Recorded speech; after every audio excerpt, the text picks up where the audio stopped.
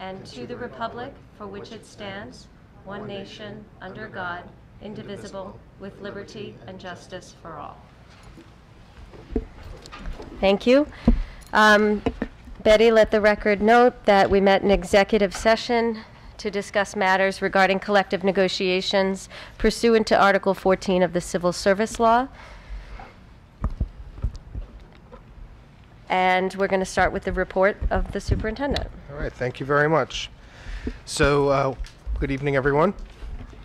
So last Tuesday, we welcomed back our faculty, and on Wednesday, we welcomed back 2,632 exactly students across the district. So in my opening remarks to the faculty and staff, I noted the importance of teaching with passion and with purpose and with joy. And then we talked about the next step in our journey with regard to the shared valued outcomes. On Wednesday, I visited all 5 elementary schools, and I have to tell you, I had a blast, right? Getting to know kindergarten kids, seniors, and sort of everybody in between. I found a little kid in Seacliff wearing a bow tie, and, you know, like, it was great. Right?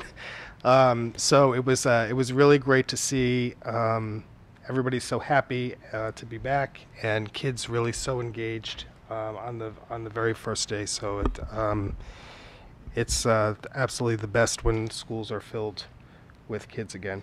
If you want to read a little bit about it, I have been tweeting to a certain degree, so you can follow me on Twitter. I'm at Peter Girizzo, and that will give you some of the day-to-day stuff. And I also have a new blog that started a few weeks ago. I put up the second entry of the blog today, which reflects, I'm putting those up about every 2 weeks. And that is at Weebly. You can link to both the blog and the Twitter from the district homepage. So I encourage you to have a look. As a leadership team, we've been developing our plans for the year's work, and since July, we've met several times to develop our strategy around the district shared valued outcomes, and we'll talk more about that work in the context of the draft goals that we have on our agenda for this evening. A few things that I wanted to update you on. So I'll be meeting with a representative group of the Civic Association leaders to discuss the water issues in Seacliff, and I'll keep you posted on those discussions. And Glen Head, thank you very much. Yeah. Yep, and Glen Head. John Hall is working on the situation involving the beech tree in the front of Seacliff Elementary. That tree was evaluated by 2 arborists on Tuesday, and we're waiting for the final report on that. So we're cautiously optimistic that we'll be able to save the tree. And in the meantime, I've asked John and Olivia to explore options for planting some more shade trees in that location. So as they grow up into the canopy, there'll be a replacement for the big, beautiful beech tree that's already there. Rob Klebicki and I continue to work through gaining a better understanding of the Preventure program. We have met with the Preventure rep and will be prepared to present a more complete recommendation on September 28th at your next meeting, so please stay tuned for that. Thank you. Can you? We can hear. Better? Better. Okay, thank you. We continue to work on our website to ensure that it's ADA compliant. So there is now a requirement that all websites for school districts and municipalities need to be compliant with the ADA.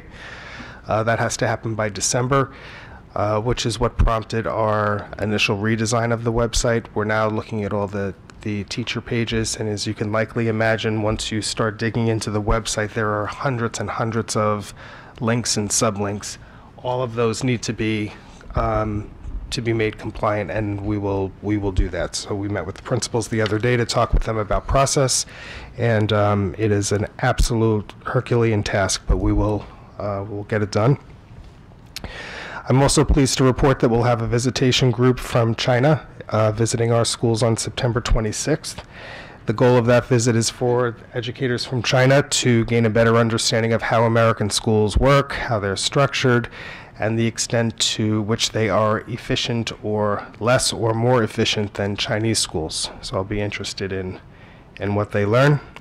And I just want to thank David Schultz, who's the FLES teacher over at Seacliff, Chris Zublianis, and Rob for making these making this possible. It's a pretty cool opportunity for us. And I'm not sure. Do you? I don't. What city? All over the place. I do have the information in them, but I didn't get particular cities, so I can send that to the board if you're interested in seeing. But mainland China, yeah. If you are not aware or you haven't seen the emails, homecoming is on Saturday. It starts the K-12 Fan Fest begins at 10:30 a.m. There are pregame events that will start at 1 o'clock. And then the varsity football game is versus Carl Place, and that will begin at 2. Hope to see many of you there.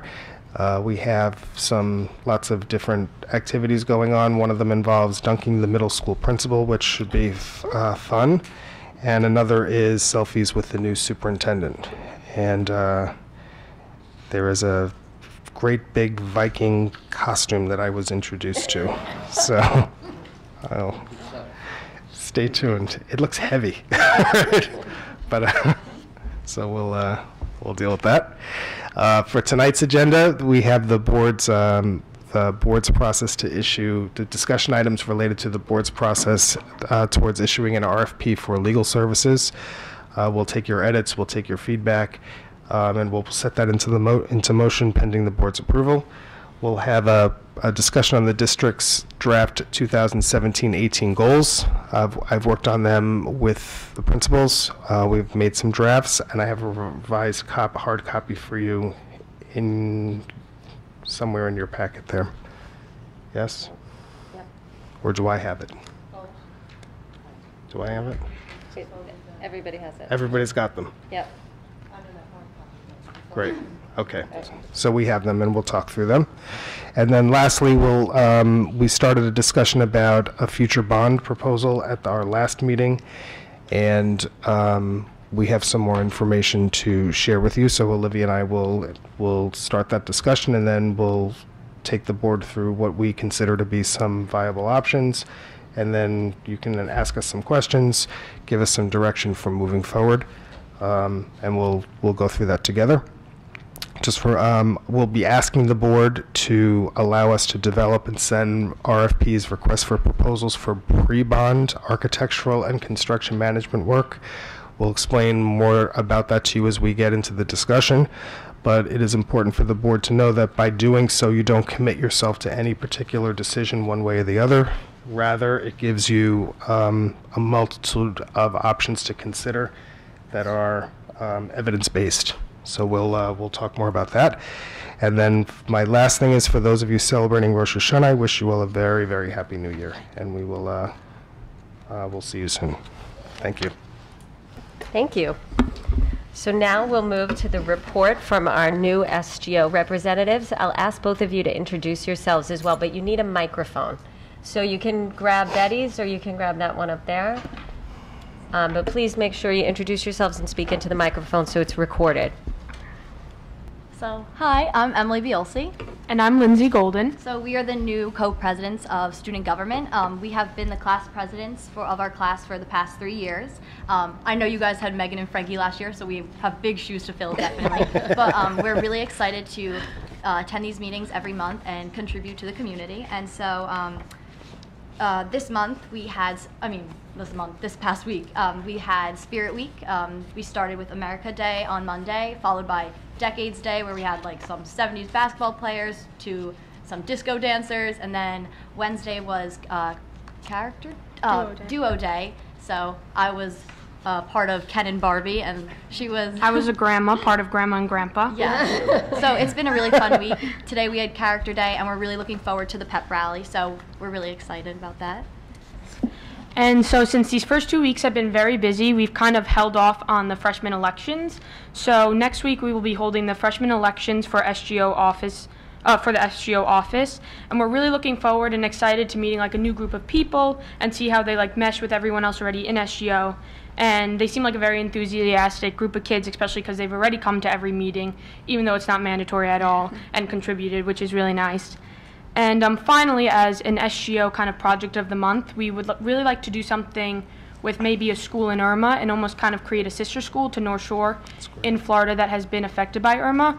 And since it would be with a school, we're thinking of holding a supply drive almost for kids who have lost absolutely everything, or even the school that has like just been kind of demolished by the storm.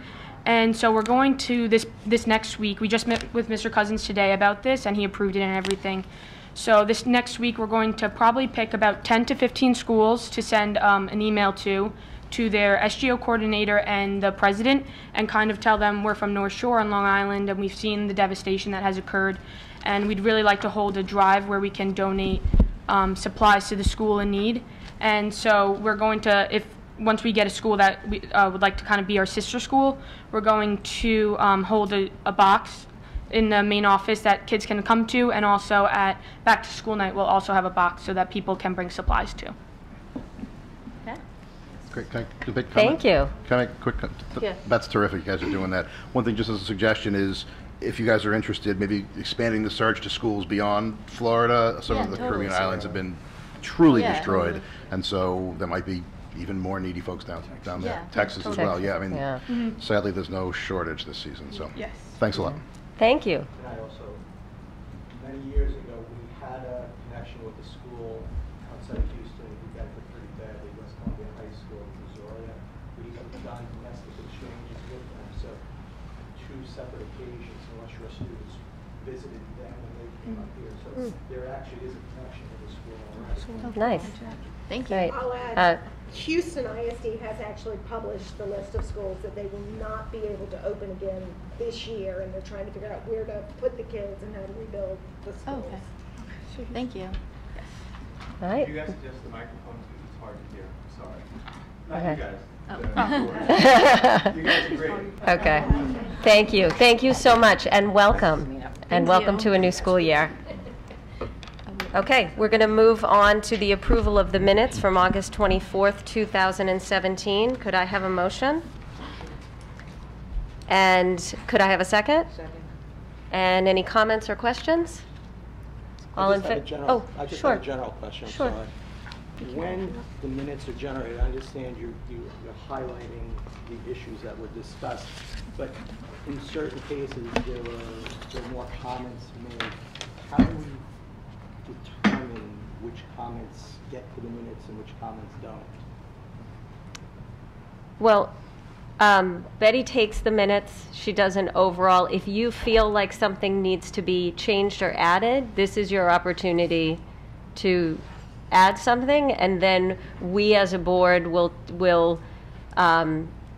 make a motion to change the minutes as you said, and we'll have to pass the motion, and then from that, then we pass the minutes as amended. Understood. Thank you. Yeah, and if there, oftentimes, you know, we get the draft minutes ahead of time. If there's something you can tell Betty ahead of time that isn't a major change, if it's a typo or something that's not a Straightforward and structure, factual, right, you're as saying. straightforward and factual, then you can always give that to Betty ahead of time, and she will resend it to us. Very good. Thank So you. that's the way we do it. Okay. Did I lose my place? Did anyone else have a comment? Okay. All in favor? Thank you. Okay. And our regular business. So we'll start our discussions with the discussion A, the RFP for legal services. You've all had an opportunity to read the RFP. Do we have any comments or questions? Mary Ann? We have it for 5 years. I would really prefer that we do it for a 3-year period, renewable annually. I think 5 years is a pretty long period of time, even though you can terminate them. I don't want to give that expectation. And my other comment is the last time, not all of you were on the board the last time we did an RFP for legal services, we seem to have difficulty in getting firms to respond, you know, or high caliber firms. So I just want to make sure that when we do this RFP this time, that we're casting a very wide net, that we're not limiting ourselves to Long Island, that we're looking at firms in Westchester, Manhattan, and that we have a comprehensive list to send this out. so that we have the best possible candidates. Right, so two things. The first thing was we agree with you about the 3 years versus the 5 years. I think it's 3 years in one place and 5 years in another place. It's intended to be three. Right. Okay. And then as far as the identifying firms, Olivia and I have spoken about and generated a list of 7 or 8 firms that we will send out to, and we will think of some more as we can. We don't have anybody in Manhattan at this point, but so if you know of any firms, simply because we don't know who they are, but if you know of firms that do general education law, just please let us know. But we've generated 4 or 5 up in Westchester, and another 3 or 4 here on Long Island. So, Great. okay. Yeah, we had no one from And we Westchester. plan to call them as well as soon as we issue the RFP. Yes, and then we'll follow. Then we'll follow up with phone calls. Because we had no one from Westchester last year, Okay, so last time. I can help you with that a little. Any other comments or questions? No? Okay. Let's move on to the discussion of the district goals. Okay, so has everybody had a chance to take a look at them? Okay, so we essentially, I didn't do a lot of changes and to the structure of the way the goals were done by Dr. Melnick. I left that structure in place, and it was structured around three primary goals. So the first goal was around the academic instructional program and the shared valued outcomes. And for those of you who don't have this in front of you, what we're targeting to do this year is developing a framework to build 2 K-12 progressions of teaching and learning in 2 of the shared valued outcomes. So what we've done very well over the course of the past 3 to 4 years is we've built some capacity and learning and understanding of the various shared valued outcomes at each of the buildings. And now it's important for us to be thinking about the SVOs in a broader way, K-12. So we've identified as a leadership team communicators and thinkers as the places to start, and we will start to build a process for and eventually a skills progression for teaching, for learning, for the skills that students need to know and be able to do around these 2 SVOs and the dispositions that they need to demonstrate. That's really important to us as well. So what I've asked each of the buildings to do is on opening day, introduce this topic, explore what they have been doing, and then we are actually going to be convening a task force to be looking at, firstly, the first step in the journey will be taking a look at the SVO document that we have, making sure that the descriptors match what we intend them to describe. So we have a team doing that, and then we'll break into a larger group and they'll oversee the rollout of this work across the 5 schools. And there will be opportunities for us to bring back to the board over the course of the year how we're doing with regard to meeting that goal. Okay. Also within the academic goal, we also don't want any of our buildings to discontinue the work that they've currently started around the SVOs. So if we have a department who's done, or a building that's done good work with innovation, we don't want them to stop that. We want them to keep that going, but keep the K-12 work unified across all 5 schools. That's super important to us, right? The other thing that we don't want to get into is this is the year of communication, or this is the year of where we think, or this is the year of growth in self and others, right? So we want to make sure that these SVOs are integrated across the academic program, that they are known and understood by all, and that they are not necessarily things that replace what we do, but supplement the good work that or lead our work to new places. So it doesn't require us to change curriculum or anything like that. Now we may get there because we want to meet, we want to hit that target, but it's supplemental, not meant to supplant. Okay.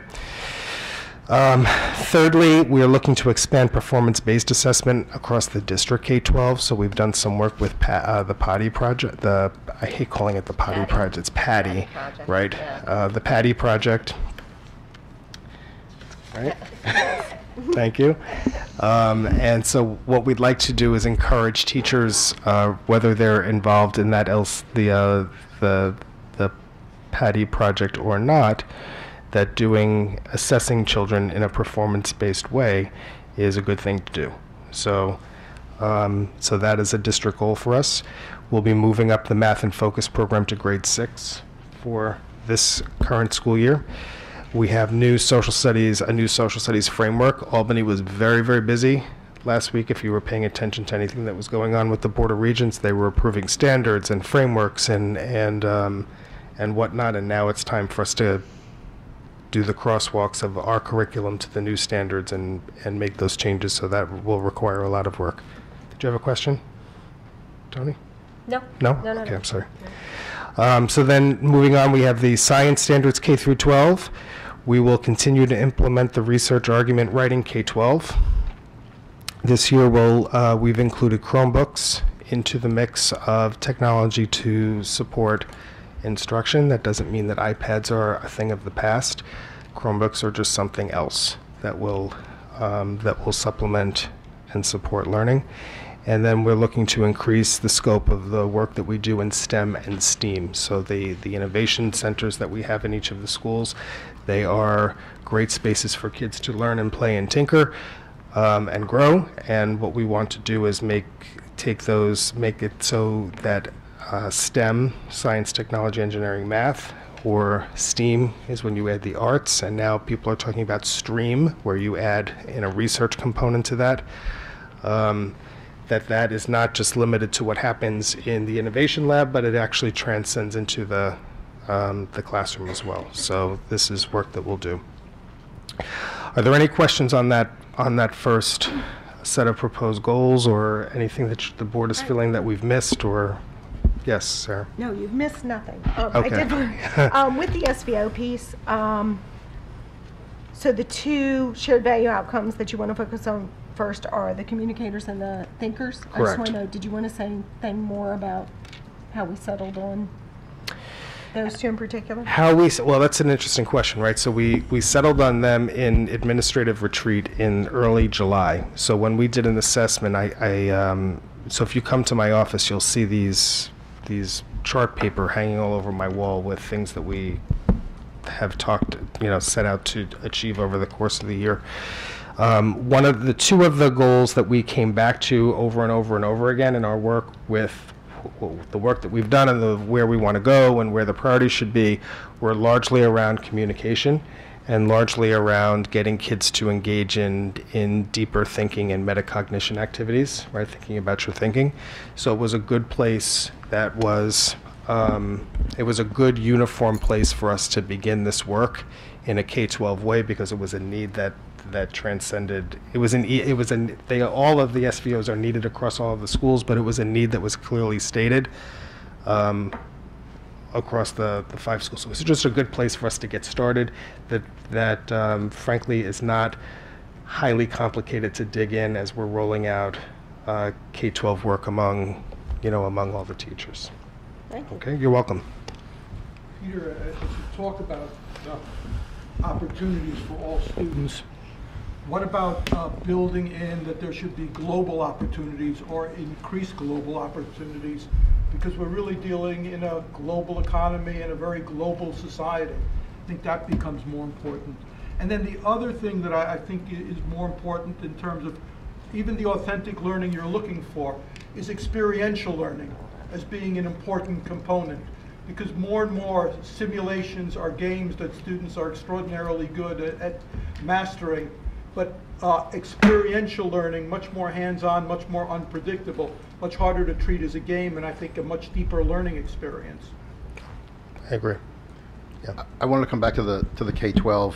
Just as a question, I just want to, I guess, clarify if this is part of what we're looking at this year, or if it's something separate, which is that something that repeatedly comes up year after year is the question of not just what we're doing in each building or each grade, but what we're doing as the total North Shore educational experience. And I think that I've heard from a lot of folks that looking at that in some detail in 2 directions is something that might benefit us, both sort of vertically, as you think about someone starting as a little little thing in kindergarten all the way up through 12 and what we expect of them, but also horizontally. So the different schools and the experiences they're getting, what the experience for a North Shore middle school or a high school is, whether their personal focus is more arts or music or athletics or whatever it may be. Is that part of the study, or is that something that is sort of separate from this? How does that fit in? Absolutely. So when we built the structure for how this was going to happen, we started in teams by elementary, middle, high school. So essentially when we decided to embark upon this work, which was early July, what I did was I asked all of the administrators to work together to think about, first start to understand and explore, what does all this mean, right? Because what does it mean to have these progressions in these 4 different domains? And then what do we have that exists to help us get there? And then what do we need to do? So we spent some time on that. Last, I guess it was 2 weeks ago, when we came back and we met again right before school opened, we had each of those, so you'll see how the horizontal and vertical thing is coming together. So we had each of the vertical groups, right, elementary, middle, high school, present out to everybody in this room, right, and they heard what was happening. And then we had, and then horizontally we talked about, all right, so now what do we do as a system? So that's where that's where the structure for the task force came up. That's where the structure for the skills progression came from. So we'll look at, so to make it maybe a little bit more concrete, so if we were looking at the skill of research, let's say, right? So we know that seniors do should be and ought to be doing fairly sophisticated research, right? But so are kindergartners, right? So it just looks different. So what we have to do is essentially start what is an understanding by design, backwards design model, is we look at where do we want kids to be on the exit, and then scaffold them back all the way down to K, so all of those skills start to build on each other. So that is inherent in the design of this, and we're working through, because I think it's reasonably new. It's a reasonably new process that we're asking the administrators to work through. That sounds great. Just, I guess the part of it that I hope is included, and it sounds like it definitely will be, is, we have a relatively organic organization where different buildings have some changes, but I think as a district, if we sort of have an imperative of what we think that research should be, to study to see, or at least look at to see if it's happening similarly, or at least achieving the same endpoint in different buildings. That's really important, right? So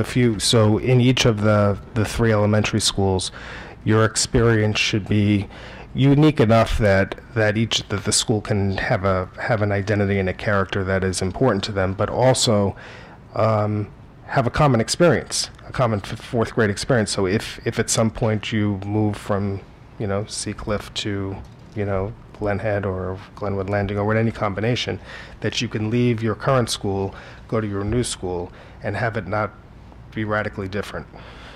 Okay? Sure. Anyone else? All right. Okay, great.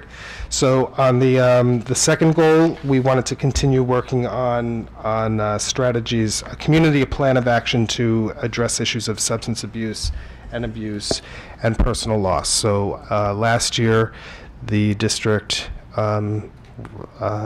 re-engaged with CASA, or CASA got its start, and the district is prepared to support that work. What we need to do now as a district is research and identify strategies for students and families to deter substance abuse and abuse, right? And we want to, what we did when we talked about this as a leadership team, we talked about doing this as a school, right, through understanding, analyzing, and recommending a series of action steps this year that will promote wellness, that will promote social emotional health and learning, and increase students' protective factors. So the more protective factors they have, that helps them to ward against the risk factors and not engage in substance use and abuse. To the extent that we can arm them with those things, we absolutely will. Herman. Peter, I'm wondering if the goal is written really indicates the importance. So focus is fairly general. Shouldn't it be a priority? Shouldn't it be an emphasis? Shouldn't it be some other wording that indicates this is really of critical importance for us? I don't get that message from reading the way that it's written over here. That's a really crystallizing point, because we spent about 20 minutes trying to figure out a different word, and you just did it for us in a matter of a minute. So we felt the same way when we read this, and wanted to figure out how to give it a little bit more punch, because it absolutely needs it. Peter? Yes, ma'am. I think if you're going to focus on identifying strategies, a really important piece of that is a regular needs assessment done with our students. We've participated in the Pride survey for the last, we have it every 2 years. We are up for another needs assessment. Great. I would make a suggestion that we take a look at the Pride as well as Bach Harrison, that we can make some specific questions for our community. And I think that really needs to happen very soon, because that is going to drive all of our activity around this. Okay. So should I, does it make sense to add a sub-bullet in here to conduct the needs assessment? I think so. I think that's a major part of any strategy. Yes. Yes. It's really the beginning point in creating changes to curriculum and how we're going to deal with this issue. Great. Okay. Just one more small thing. I'm not sure this was discussed and there was a reason why it was or wasn't included, but some clause or sentence somewhere, work with CASA, our community-based partner for these. I think it is important both to establish that the school is working with CASA. They are separate organizations, but we're symbiotically related and that we need each other to get this done. I'd be okay with that. I'm okay with that. I'd be more than okay with that. Okay. Okay. All right. Okay. The second goal, the way Dr. Melnick had structured these, was the follow-up on what had happened in the following year. So if you had studied something, what was the ensuing work that happened. So we have in Goal 2, we have a report on the development of action plans related to the equity study. There was a major equity study done by Dr. Melnick and Dr. Smythe. That the research has been done, it's been presented to the board, and now it's incumbent upon us to sort out and do some work to implement those recommendations. Secondly, we want to begin speaking with the board about the counseling program in grades 6 through 12, and then start to transition and work with the board on recommending how we move to a K-12 counseling model versus just a 6-12 counseling model. And as part of that, we'll look at the report that was done a couple of years ago. We'll report out on the progress that we've made. We have a brand new director of counseling this year who is doing a really terrific job at getting to understand what is there, and then reviewing the college planning process and outcomes related to college planning, where kids are attending, and what are our efforts to study those and improve to the extent that they need to be improved. We'll be looking at that. Thirdly, you'll see a report on substance use and abuse. So we'll report out on the progress made on what happened in 16-17, how we've built on that in 17-18. Thank you. And then build capacity for next year. So all of these things you'll see, these are not 1 year, or they ought not to be 1 year projects. They are really multi-year projects if we want to do them well. Fourthly, we are having a Tri-States review in April, yes, and they will be looking at the SVOs, the shared valued outcomes, so the extent to which they are known, understood, infused in the program, and that will give us a sense of, and the board a sense of, how well these are incorporated into the full program. And then, as you know from Tri-State, you get some really terrific recommendations as a result of that work. Okay. Next up, we have a study of the academic programs. We want to take a look at the IB program, the AP program, the honors program, the Regents program, how all these things interrelate and interplay, and how are we meeting the needs of all students and building an academic program that that meets all kids' needs. Now, obviously, we can't be everything to everybody in every moment, but we can certainly do our best to try to build as many program offerings for our students as we can possibly manage. So that will be under review this year. And then lastly, the board takes 3,000 numbers worth of policies every year that you review, and you're back to the zeros to 3,000. So a lot of this are a lot of the board's operational policies. So we'll be having to talk about policy committee and getting that work off the ground. Okay. And then lastly, the goal 3 is, we've talked about this a few times, but I think it's super important that we develop a 5-year strategic plan, and I'd like to build a process for doing that over the course of the school year that ties back into the plan for 2022, but also captures where we are in 2018 and then builds a plan of action for where we want to be in 2000. I think it's 24, 25 or something like that. Okay, and then finally, I think which was a good segue into our next discussion after questions, is the development and implementation of a process for a bond referendum, whatever that looks like. Okay, Any comments? Questions or comments? Marianne? I have a couple. Sure. First of all, you missed the writing center. I didn't hear you talk about the writing center. Maybe you didn't miss it, maybe I missed it. Thank you for pointing that out. I put that in your draft, and then when we talked to the principals, they had suggested that we take that out, that we do something not as significant in reporting, but No, the only reason why I mention it Yeah. is because that was something I really fought hard for, and I think it's underutilized.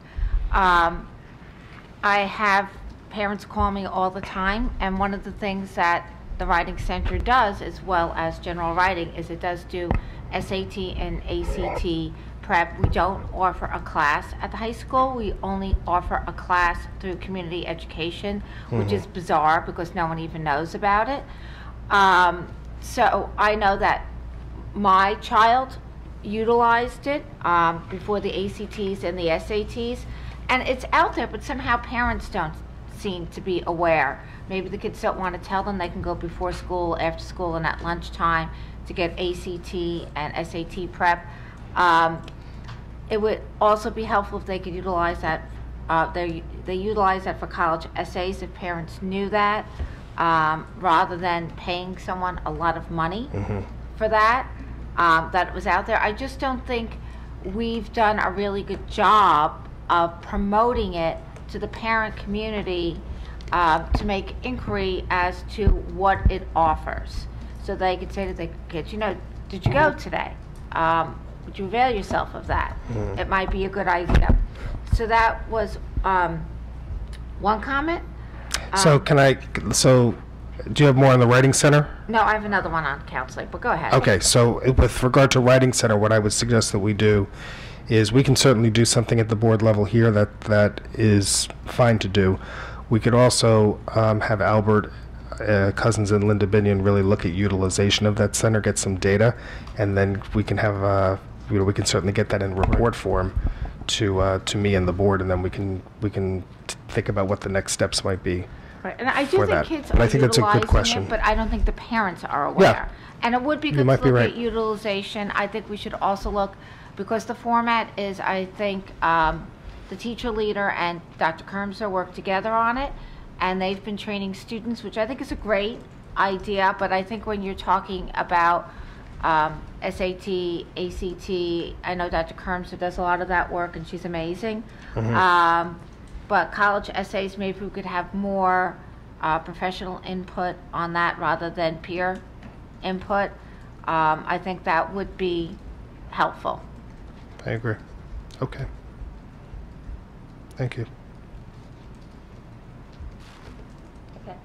Did you have something else? I did on the counseling, if that's okay. Okay. Sure. So I know Dave worked on the guidance review and Rob, and I don't want the guidance review to be, I think this ties into what you were saying earlier on the K through 12 continuum, to be looked at just about the colleges. I mean, I think that's a very small facet of what we looked at and discovered in terms of the guidance review. And then I think my experience as someone who has gone through the process, and many other parents and children who spoke.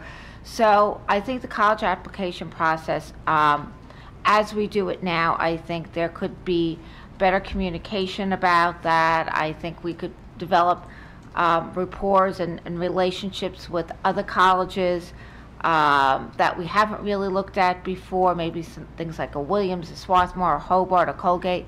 And that's one aspect of it. But I think a really more important aspect that came out, and I personally did a lot of the interviews with parents and students, was I don't think we were effectively reaching out to the students and to the parents and having them come in on a regular basis. That was one of the recommendations. I would like to know if that's being done, because I think what's really important, what gets lost many times, is getting to know the student and understanding what that student likes and doesn't like, what their interests are. When you go from middle school to high school, there's not a lot of discussion with parents about the ramifications of choices. And basically you get a slip and they say, well, you recommend, I know to take honors. But I think you really have to know about your student, and you have to know what those choices mean later on. So if you don't maybe do honors math in 9th grade, it's kind of hard to catch up. But if you have a student who is really strong in the fine and performing arts, and that's what they want to do with their lives, they need to know that they have a portfolio. Maybe there should be a discussion about what kind of schedule, or an athlete who's going to have a lot of practices and time commitment if they want to play some sort of college sport. Talking about what choices we are making to have the full experience, exposing them to other opportunities, working with the athletic department about and the fine and performing arts department about opportunities outside of these 4 walls, maybe travel teams, maybe there's a Nassau County orchestra, or there's Nassau County choral group, all those things, and what the time commitments are, and really, for me, I always felt like I was, so much smarter with the second kid, right? Because I got the system down, and I knew better. And even with the second one, and then did we go and change it on you? Yeah, they wouldn't change it on me. They did, but even with the second kid, I was sort of, I made mistakes. I was thrown a curve with, the application process for a conservatory program, which was so different than a normal application process. And it's really getting to know the student and giving the student opportunities, and not regimen that say you want to go to Harvard, so you have to take all advanced placement courses, right? There are other factors that need to be weighed in course selection than we're going to go to Harvard. So that speaks to that whole issue of personalization across the academic program, not just in the counseling program, but it becomes critically important in counseling. I think the addition of the counselor this year will help us to make some real inroads there, because it has dramatically reduced the counselor's caseloads. And so everything you're saying is on point, and everything that we want to achieve, and Linda Binion and I have already started those discussions. She already has some ideas. We have her coming to the board tentatively a little later in the year. Okay. So she has, so she has an opportunity to really dig in and understand, and come to you with some real data and some recommendations. Right, because there really are kids who fall through the cracks. Absolutely. Right? And I think we really need to do a better job especially in the middle school, in reaching out and bringing kids in. because they don't have to come in to do their scheduling, right? So at least in the high school, you can grab them for, That's right. for their scheduling, and getting the parents involved and understanding, because the courses that we are offering here are so different than the courses we took as students. And it's such a different world out there than it was when we went. You hear these, I listen to them and say, wow, it's not Chaminade, and I went to class with a slide rule. Like, who cares? Because, the curriculum here can be very, very complex and very time consuming and very challenging. And I think we need to do a better job of educating parents and students on balance. If we're really truly committed to developing the whole student who has a lifelong love of learning, we need to immerse them in so many other aspects than just, calculus or HODA or whatever it is. I think what you could do with a third child. Yeah. Ed has already asked me to adopt a child before he left. That ship has sailed, just so you know. We're done. My first year not back to school. I think Dave had comments, and then Sarah, did you? Sure. Well, I have two, but I'm going to just say one real quick because it builds on what Marianne is saying. I think one of the things that we talked about both here and in that review is, and I'm not sure if it needs to be explicitly stated in this goal, but is the way in which the way in which our guidance department understands the college options that are out there for kids, and also the way our guidance department at the latter end of the student's journey through North Shore, I don't want to say markets our school, but makes colleges aware of what it is that is special and unique about a North Shore education. That we have these, as Marianne said, somewhat unique programs. The North Shore student is different from the other students in other schools in this area, that we don't want our applicants being looked at as, oh yeah, another, Gold Coast, Long Island kid. Next. We want them to say, oh, North Shore, I know what that means, and what are we doing to make that happen as much as possible? So that's an important part for me. Great. Sarah? I wanted to go back to talk a little bit more about the Tri-States review, because those are relatively rare opportunities, right, to get a lot of very good feedback from outside experts.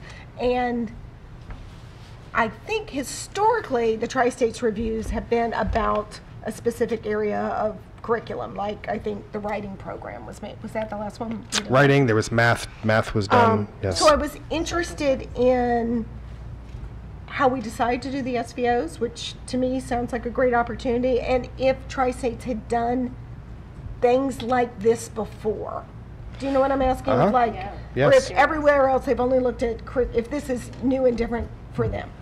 So my understanding is that the initial thinking around the doing a Tri-States visit around the shared valued outcomes started last year. Yes? Yes. Okay. Yeah.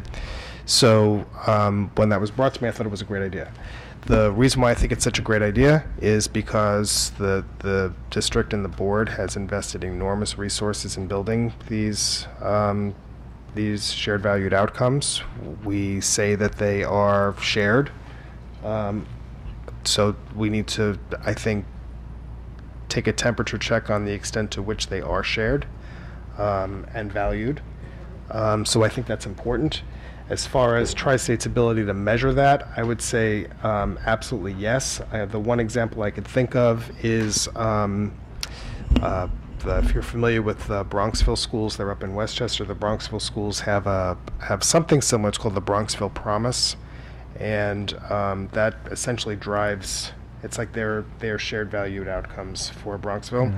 And just, I think it was last year or maybe 2 years ago, Tri-States did a visit at Bronxville on that. So they do have some experience in how to measure these things. What becomes important on the Tri-States visit, having sat on them, having presented at them, and having led them, is making sure that your essential question is really tight and well written, right? So the team that comes has to be able to answer a very specific question. So we'll work with, if you've met Kathleen and Marty from Tri-States. We'll work with them very carefully on making sure that the question is tight, and then once we have that essential question identified, we'll be happy to share that with you so you know exactly what it is that we're looking to achieve in that. Thank you. You're welcome. Sure. Just in terms of the review of AP and IB and all that, again, this is something that's been kind of as I'm sure everyone knows, a bit of a hot button topic in our community. So in terms of what I'm looking for from this, we've been doing this, we went from implementation through, now we have graduating classes. I would just like to see a study, and this is overly simple, but how's it going? How's it working? How are the outcomes? It's really, I hope that we can spend the year information gathering, and that's what I'm looking for. So you'll have a couple of opportunities, right? So I think it's in December, maybe your December 16 meeting. We'll have the high school team here to present on the achievement report. So what we've done is we've split up the report on student achievement into a elementary, a middle, and a high school. We think that will give the board the ability to do a deeper dive into those areas. We are in the process now of defining what achievement means, right? So we don't want to define achievement just by test scores. So we want to be thinking about what are the hard things that help us to measure student achievement, what are the soft things that help us to measure student achievement, and then we'll be structuring those reports. So you'll see, what you'll see over the course of the year is sort of a building to that, a building of information to that report that we'll bring to you. I think it's in April, if I remember correctly. Great. Yeah. The other thing is, Dave, just so you know, they do every year a graduate roundtable at the high school where they bring back the graduates and they talk about how prepared they were for college. And it's not really scientific because it depends on who shows up, right? And who you can get. But for those of you who had IB students, I was speaking with Principal Cousins last night, and he did mention that he would like those students to come back and find out. He was very interested. Are they feeling prepared? And interestingly, one of the first things my son has been asked to do at college is presentations. He's had 3 presentations so far. So, and that's part of the IB curriculum. It'd be interesting to look at, did the work that we did here, did that help him when he went to college? Not just my son, obviously, everyone's, but did that help them? What could we do differently in terms of the type of presentations that we're doing here, the work that would maybe better prepare them for the college curriculum? So I think it would be very interesting for us to reach out to the parents and the students of the class of 2017 to try and get, even if it is anecdotal information, however you say it, information, and not scientific. It would be interesting to hear how they felt after going through that type of curriculum. I agree. And if we could do it by seeing the students who took IB, students who didn't take IB, students who took a mix, to see the different perspectives and see at least how our graduates experience their college choices. That would be the type of data that I think would be part of the. Well, it's not really data, but it would be information. Subjective It's data. more anecdotal because if they're going to different schools, so they may have had different experiences, but you can't come to any conclusion based on really the evidence that you've gathered. That's correct, but we could look at. There are ways to look at. There are ways to get data. You could look at grades. You could look at success rates. You could look at transfer rates. You could look at. There are ways to do that. You have trouble looking at grades. That's true. So I think that will not happen. So we'll figure that. I wrote a qualitative dissertation, so I can see what I can do for you. Right. All right, let's, if we're done with the goals, I'd like to move on to discussion C, the follow-up of the potential bond proposal. Great. So before we move on from that wholly, we'll make these edits. We'll get them back to the board with an eye on having the board adopt them in 2 weeks. Normally you have your goals adopted by now, but we had unique circumstances this year. Superintendent couldn't start. Our superintendent was not here. Exactly. Okay. So let's talk about, Olivia, you ready? Okay. So let's talk about the bond discussion. So since, at least for, I'd say, 2 months or so, that this has been, at least 2 months, at least that I've been paying attention to, the discussion of how to do borrowing related to building projects and the scope of that work has been in the boards. You've been talking about that publicly. In, I think it was the July meeting, there was a discussion around the feasibility of doing a December bond for roughly $19 million that would access the retiring debt service that you have rolling off that debt in 1920. So you have debt service rolling off in 2019-20. The value of that borrowing equates to around $19 million. You could borrow and do, if the discussion was to borrow and do infrastructure projects, safety and security projects, and then there was some discussion about supporting the fine and performing arts, from what I can understand, right? Yes? STEAM and performing arts, thank you. So what Olivia and I have done since my arrival in August is look at the whole debt service puzzle. So you have 3 significant pieces of debt that are going to be falling off between now and the 2025-26 school year. So the value of all of that together, if you what you call layer that debt service, gives the board potentially, right, depending on interest rates and whatnot, the tax-free borrowing capacity of roughly $41 million. Okay, now you couldn't borrow that $41 million all at once, nor you should not and could not, right, because you have to get your projects approved, and after your project gets approved by state ed, then you can go out and you can borrow your money. So there's that in play. So what we wanted to speak with the board about tonight are some of the options that rest before you, and I'm coming at this from a place of less information than certainly any of you, right, particularly those of you who sit on the construction steering committee. So what we thought would be important for the board to hear tonight is, how did we get where we are? What are your options for moving forward? And then, what questions do you have? What can we answer for you? What information do you need to get you to a place where you can make a good, sound decision? So the way I can see this is you have a couple of options. You can do a $19 million borrowing. You can do put that out for a vote as soon as May, and then you could probably start those projects in motion sometime in the spring of 2018, more likely the summer of 2018. If May is not enough time for us to build capacity, yes? Summer 19. Summer of 2019. 29, thank you. Yes, summer 2018 would not be possible. Yes. Thank you, 19. Thank you. Okay.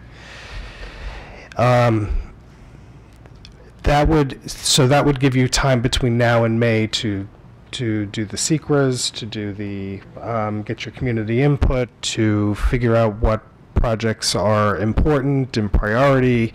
Do you want to limit the scope of your work to just infrastructure and bathrooms and safety and security, or do we want to take a look at the borrowing of money and how it relates to the academic program? Do we have physical needs to support the teaching and learning? Do we have needs in athletics? Do we have needs, to support the program? And so the libraries, there's a million different opportunities, but what we, and that's where that other piece of the puzzle comes into play, right? Air conditioning is a piece of, is a part of this conversation, right? So you could also structure a referendum or referenda, so you can split this into 2, in October. If you do it in October, then you're likely October 18, in which case you'd be looking at commencing work probably again in summer of 19, or you can do the bond, a budget referendum or referenda as late as December 2017, get everything up to state ed, and be ready to start the work in summer of 2019 as well. David. You're saying that whether it's October 18 or December 18, we could do work in summer of 19? 18-19 school year. So if you do your vote in the fall, early fall of 2018, right? Once let's assume that the community says yes, right? We would then submit the plans to SCD.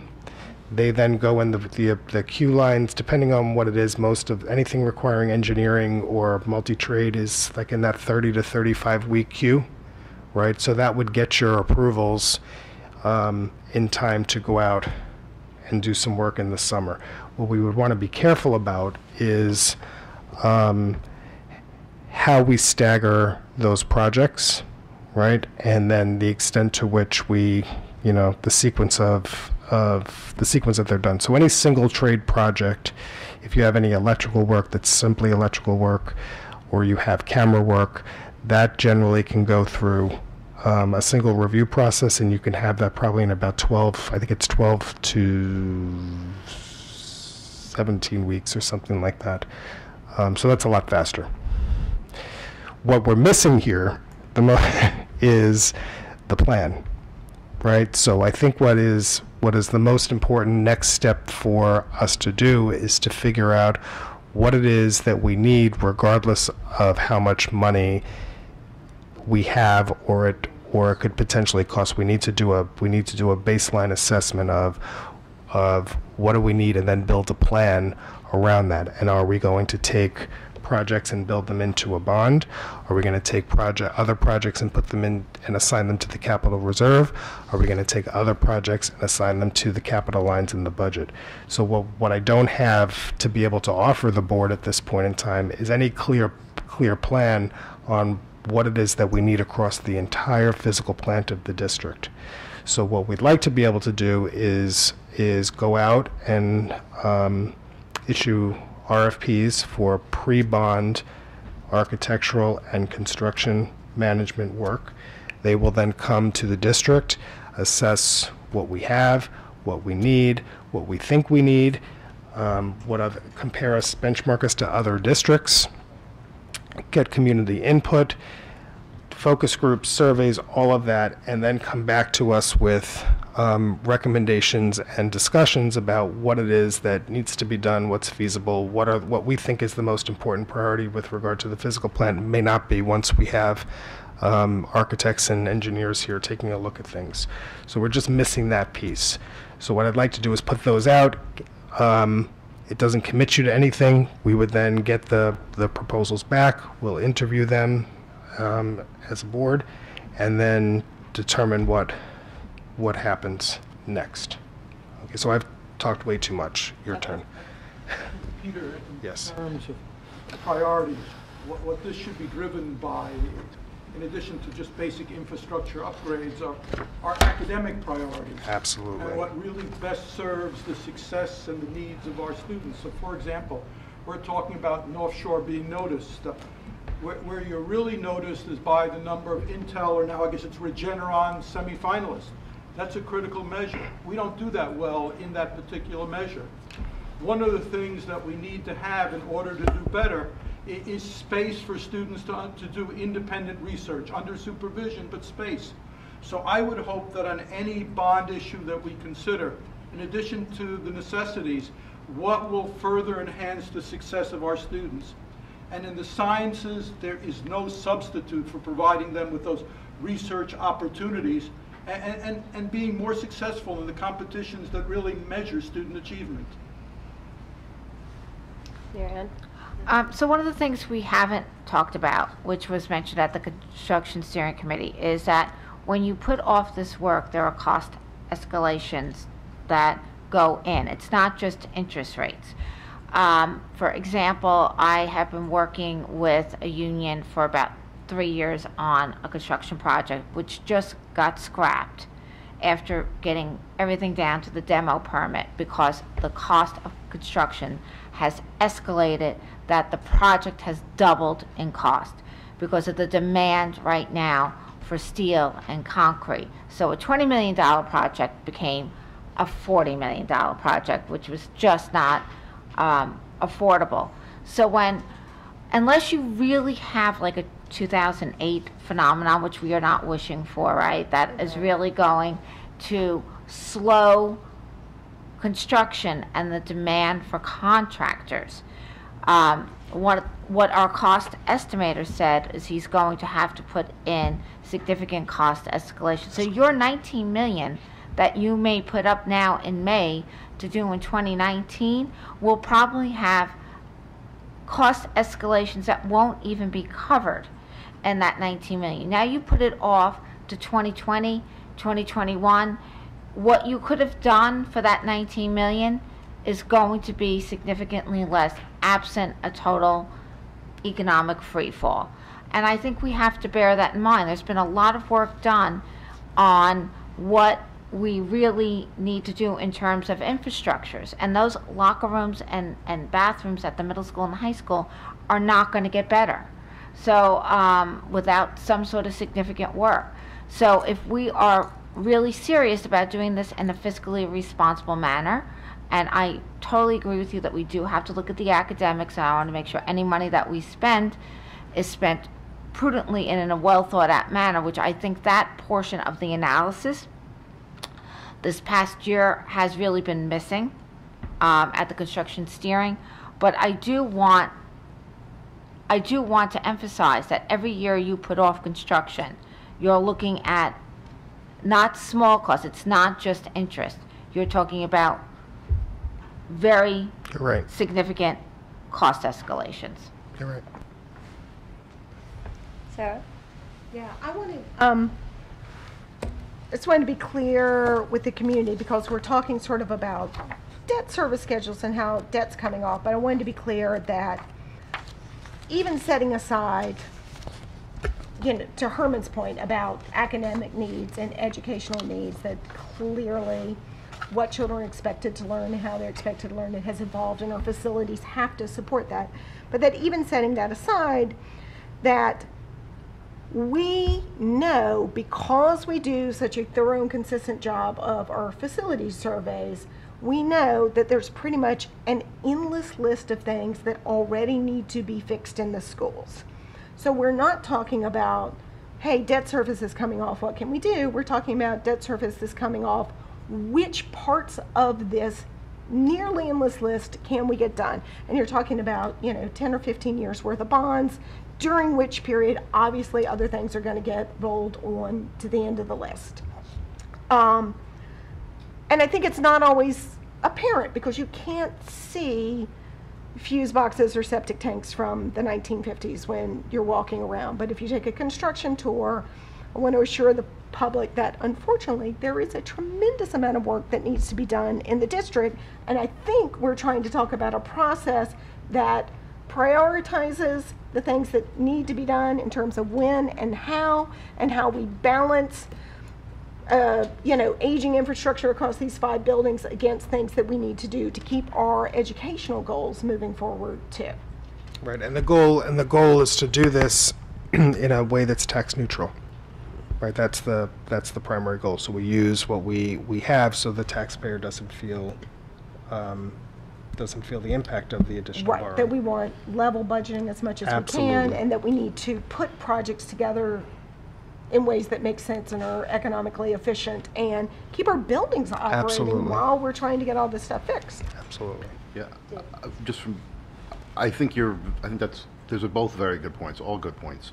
One of the things I think was missing from the previous iteration of this, which is not happening, is that feedback from the community. I mean, I was at that spring concert in the Glenwood Landing Elementary School where kids are melting into the floor, and every single parent comes up to me and says, we need air conditioning in this building, and that's what they're telling me because I'm on the board and they know I'm there and they want me to bring that message back. But to me, a full process of engaging the whole community And the whole community means yes parents, yes students, But yes teachers, yes the people who are responsible for our buildings and grounds. I'm interested in what the end result of that is, so we're not doing pig in a poke and thinking we really know what is necessary, but that we conduct through this RFP, which I am supporting, to give us the answer as to what we really need. Anyone else? No?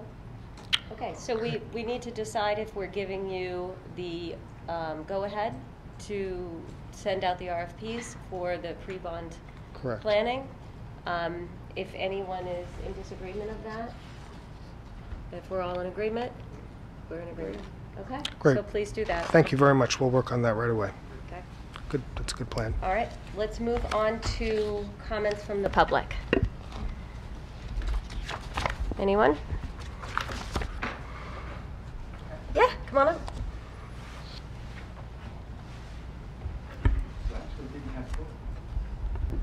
I didn't have anything to say, but I took some notes which I can't read. But it was a great discussion. Thank you.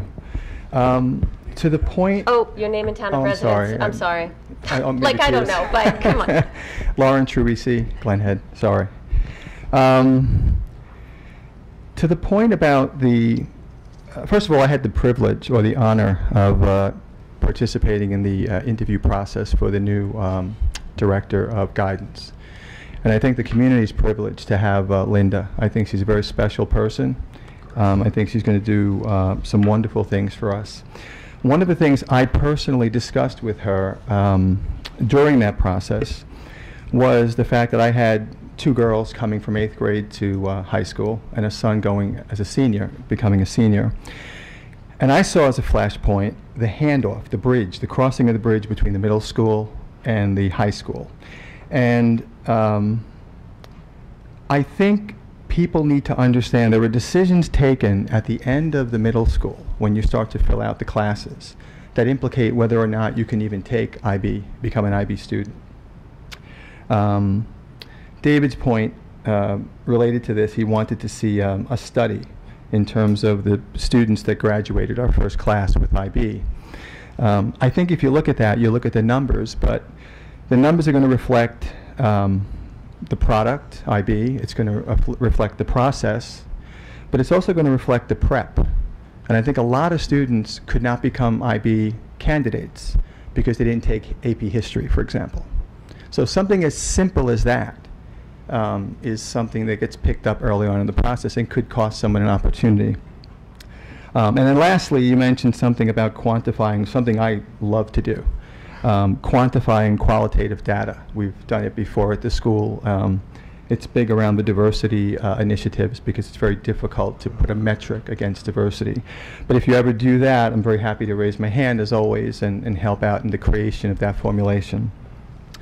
The second point that I wanted to raise was around my role as the proverbial canary in the community coal mine. You know, when you're talking about the budget, I agree, finances drive it. It frees up a lot of money. I think you said $41 million. But I just want to make sure that everyone understands, once you decide to do the budget, you have to get it approved. And I think one of the things out there is this water initiative. And I know I've personally met in the past 10 days with all the legislators. I met today with the legal team representing Merrick that we're a co-party to now in the legal action. And I know I have a meeting scheduled with Peter, with George in October. Great. But I think it's important for the school to understand the implication of that on this process. Not that it's a negative or a positive, but the school should be positioned to kind of finesse their way through that process effectively. So I think the meetings that we have in that regard will help you form a good position. And then the last part, which I don't know if it's appropriate at this point, but somebody mentioned to me at some point there was a discussion where we had a new teacher coming into physics, and Rich had offered to do some training or teaching, and I know there were some rules or regulations which may have prohibited that, and I certainly respect that, there's no question. But coming from the private sector, most of our innovations and great ideas and solutions come from like pressing the edges of the rules. And just in this particular case, in terms of delivery, you look for economies of scale. This is a person who hits the ground running, obviously. He's very effective at what he does. And he is vetted, bonded. So there's a lot of advantages. Most importantly, as a teacher, he is incredible. And I'm sorry, I know you don't like to hear praise, but maybe you just close your ears for a second. I've seen him work. He has the ability to, all teachers are brilliant and are wonderful people by nature of what they do. But he has an incredible ability to transfer his brilliance, his knowledge, to children in a very difficult subject matter and do it across the spectrum of kids. I've seen him do top 1%. I've seen him do the middle-of-the-road children, and I've seen him touch homeschooled children who are extremely challenged and get through a course. So from the point of view, I understand there are rules, and as a person, I think there's not very many people on the face of the earth as nice, as caring, and as committed as he is. So again, I'm not sure if it's appropriate here, but I wanted to express from the community's point of view, it's a tremendous opportunity. It would be a tremendous loss of an opportunity if we couldn't avail ourselves of his talent. So if there was any way that we could bend a rule, amend a rule, create a rule, you know, something we could do to have it happen, it would be great for our kids, because at the end of the day, it's about the kids, right? And I think that's there would be no greater solution as far as they're concerned. But understanding there are rules, and if, you know, it can't be, it can't be. But I just thought I would not have wanted it to go past it without me expressing my thoughts on it. Thank you very much. Thank you, Larry. Anyone else? Yes, please.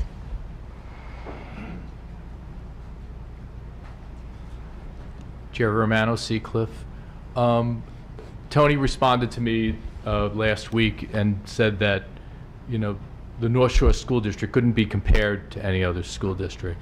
And Dave, you just mentioned that the students here were special or unique or something along those lines. What did you say?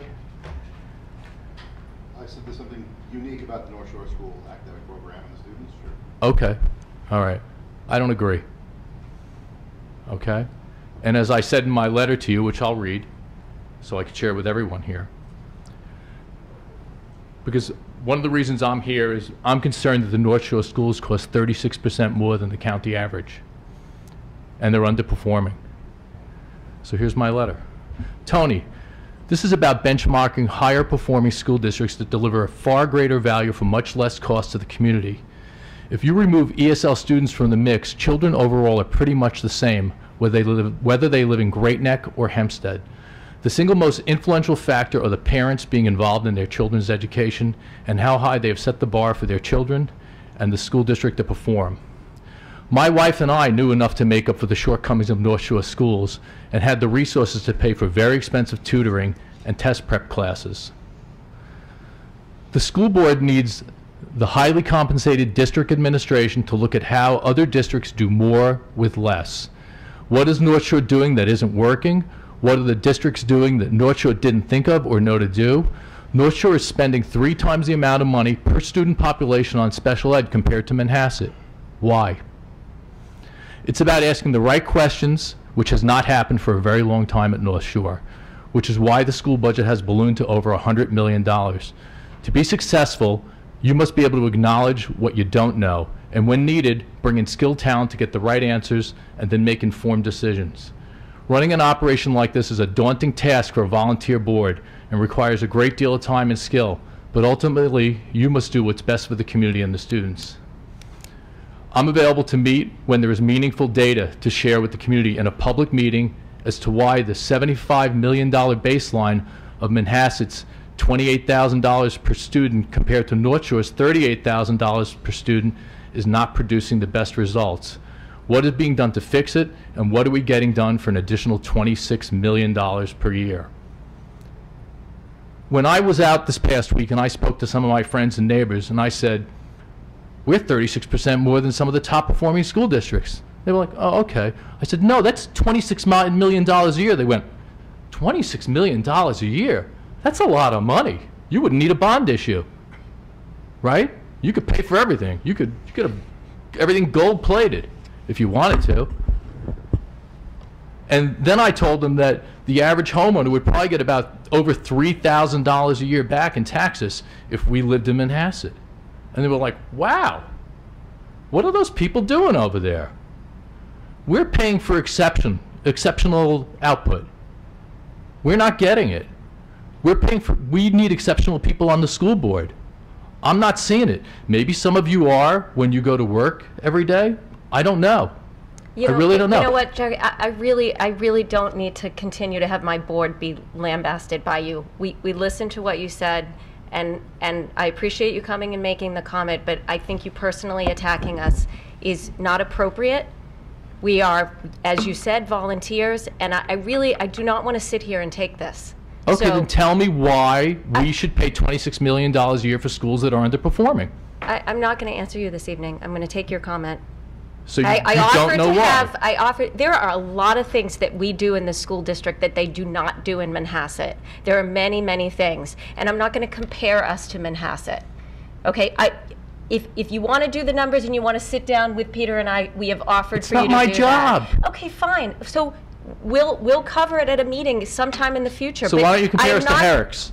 Same thing, $28,000 a year per student county average. That school district's terrible? Jerry, I'm going to ask you to stop, please. Because you don't have the answers. That's why. That's really why. I don't believe None of you that's have true. the answers. It's unfortunate for the community that we're shelling out, each homeowner, each property owner is shelling out thousands and thousands of dollars a year, and you don't know why. Jerry, we have programs in this school district that they don't have in Manhasset. We have a FLES program in this district. We have an extensive music program in this district that is successful. We have an extensive theater program in the school district that's successful. Shall I go on? No, they don't have that in Manhasset? Not like ours. No, They don't have that they in don't have a Herrick's? FLES program. No, they do not. I'm not seeing the academic results. I'm sorry, that's what I'm using as a guide. And that's what everybody else uses as a you're looking guide. at academic results of what? Test scores, regions, SATs. We just spent an entire hour and a half talking about how it's important that we look at the whole student and assessments and not just test scores. So that does set North Shore apart and has set us apart for years. And you made a comment a couple of weeks ago about how are you going to sell your house in Seacliff? That's right. I will tell you that we have the biggest class of kindergartners in Seacliff this year because people want to live there. They're moving in large numbers. I'll believe it when I see it. Okay, thank you. Anyone else?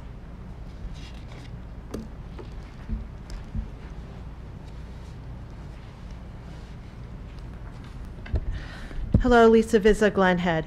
I just have a quick question, and I don't know who might be the person to answer, but you did mention the ADA compliance that the district is going through with the website.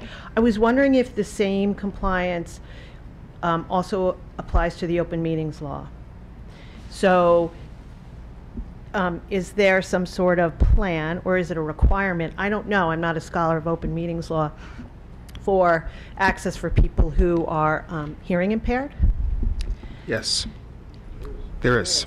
And we are working through that. So, for example, meetings that are taped have to be closed captioned. Right. Right. And some municipal meetings also have someone to transcribe. Mm-hmm. I've been to Town of Oyster Bay meetings, and they have transcriptionists. Certain times they also have someone doing translation for the hearing impaired. So is that a plan, and do we have to have that in place by the December 31st, I guess, due date? We need to figure out the closed captioning by December. And is it very prohibitively expensive? We are trying to find ways that are not. Yeah. Oh, I'm sure. Yes. I'm sure. I wish Right. I was in that business. We're going to start, we're exploring YouTube right now. It's actually free. There's also something called the For now. Cube, Yeah. as well, which is another online method. And second are just some comments, and they're not very controversial. They're just thoughts I've had, and thank you for going through the whole explanation of our goals, especially the educational and curriculum goals. And I agree with Dr. Berliner about being able to provide space and learning space for our kids who are interested in STEAM technology. But I'm a family full of social scientists, and we just made a little trip with my son, to Gettysburg this year. And during that trip, I recounted to him when I was a junior at North Shore, taking my honors U.S. history. We all went down to Gettysburg for you needed 2 full days to really get the full, at least a good experience. I wouldn't even say full. And I don't see those same type of field experiences being generated here in the high school. We have many, and we have some lovely ones where they're going, to Europe and wherever for these language trips and music trips. But we have so many wonderful spots here domestically that we can bring our kids to. And my son is a student of history, of military history, and it was incredible for him. He's never been to Gettysburg before. We sat on the top of Little Round Top. And there's nothing better than to hear this 16-year-old who just oozes with love for social studies talk about the battle, what it must have been like. And he's read so much. The weather was like this, and it's only 4 hours down there, not even. Stay overnight. I don't know if there are any plans in the IB program for HODA or what's the next one, Greg? Watch. Perfect application, probably. Either year. So let's not kind of forget about those types of things. My daughter, who's very artistic, they just went on a walk down the street into town with her advanced photography class. She came back, that's all she talked about tonight at dinner. And there's small things. It's not just seat time. Education is not just seat time. It's getting out into the world. So let's kind of keep that not on the back burner when we make our plans. So third, Mary, and I just want to speak to guidance. I volunteer my college daughter, who's a student athlete, to come back in December or January and speak to kids who are thinking about becoming a student athlete in D1, D2, D3, and I think she could help kids make a nice informed decision. So Great, thank you. Thank you. Okay. One more. Yep.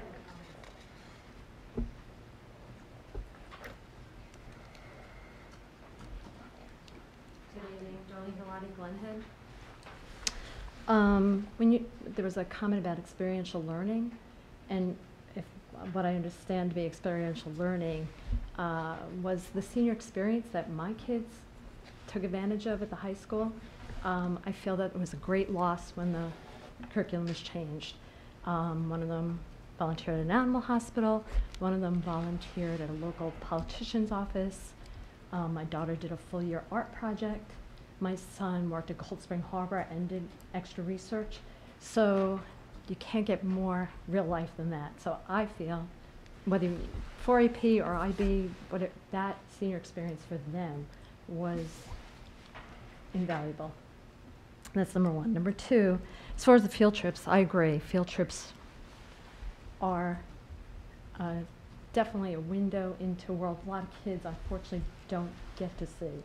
But I think the law has changed now, and so if we consider them curricular, right, now the district is responsible. So as a taxpayer, I'm concerned about the cost. Recently there was that trip to Disney World at one of the Long Island districts, and it was like $150,000, and I'm not suggesting that that will happen here, but I still think from a monetary standpoint, a financial standpoint, we need to be prudent in what we call curricular. And for years I felt, unfortunately, that the elementary school and the middle school it seemed like the high school was always had much more of the budget for field trips than the middle school and the elementary school. My kids all went to school here. I don't think they ever went to the Bronx Zoo on a field trip. I don't think they ever went to the Museum of Natural History on a field trip. I mean, they were fortunate because we took them, but other kids, I they've missed out on those great local opportunities. But again, now we're looking at this budgetary constraint. When you're talking about IB versus AP also, I think an important question for the kids that now went to college is how much credit did they get? Was it easy to get college credit for the IB classes? Again, from my experience, each of my kids got at least a full semester of credit in college for their AP classes. You know, college is costing $50,000 a year and upwards, a full semester. That's a huge savings to lots of families. In addition, it opened up time for them in their schedule. They could take electives in other classes they may not have been able to take had they not had that credit. So that's, I think, an important question. Did those kids that went to college with IB credit get that college credit? I mean, I think I know the answer, but that's for you guys to flesh out. Also, in regards to the director of counseling now, so we hired a new counselor, but my understanding is the director of counseling does not have a full load of kids like the old director of guidance had. She doesn't have a caseload. So we really just exchanged. No, so we added another 1.0 guidance counselor to the program at the high school. Right, but you sort of lost a counselor because the director of guidance used to have a load of students. You know, I'd have to look, and she had a reduced caseload. I'd have to check. She had some. Not yeah. we added a full body. We added a partial body, right, to take some of the students. I mean, I suppose mathematically, yes. Right. And she is now no longer in the school. She's in Central Ottenware. So No, her office is in the high school. Okay. Yes. And hang on, I can't read my handwriting. As far as the bond, again, I was a former board member. I understand there's infrastructure needs. I understand there's critical building needs that need to be met to provide a safe environment for the kids. All I ask is, once again, as a taxpayer now, you know, on the other side of the fence, please, when you think about the issues you are considering, you rank them as far as the needs versus the wants, you know, the necessities versus the luxuries, because, you know, I mean, the budget is what the budget is, and a bond adds to that. So I just ask that we really take care of those things that are necessities. Thank you. Terrific. Okay. Tim? And then we're going to have to move on. So. I just wanted to comment on the goals, and that I'm happy to hear that you're following up on the equity study. One piece of data that I hope you don't overlook was that 32% of parents, if I remember correctly, reported that they believe their children do not have a sense of belonging. And I think that's something that's really important to address and to consider whether the school, the district is unwittingly doing anything to contribute to an environment where students feel that way. Some students feel that way. And if there are certain actions that could be taken to address that. Great. Yes. Tim, Thank you, Tim. The number is clearly too high, but do we have a context? Is it I don't know. It's the norm in other districts is 42 or is it 22? I have no idea. I know that Dr. Melnick reported it in the reverse, and then I know as 68% reported feeling a sense of belonging. I know Trustee Jones addressed it, and then I addressed it in comments. I looked at the equity study. That part of it was a little bit garbled. I think it needed, that section needs to be proofread. It's I don't think it's on the website anymore. I know you're doing it, and a lot of the links aren't working. So I'm just basing this on what I remember, and I think that needs to be. It's only meaningful though if we have a context. Right, but even if that's the case in every school, or if in some schools it's 50%, we can't be satisfied with 32%. Okay, right. So I don't know that it's necessary to look at other schools. All I know is that 32% is way too high. So I agree. Okay. I don't think it matters what it is now elsewhere. Let's, okay, we need to move on. Oh. Wait, there's another question on the public. That's,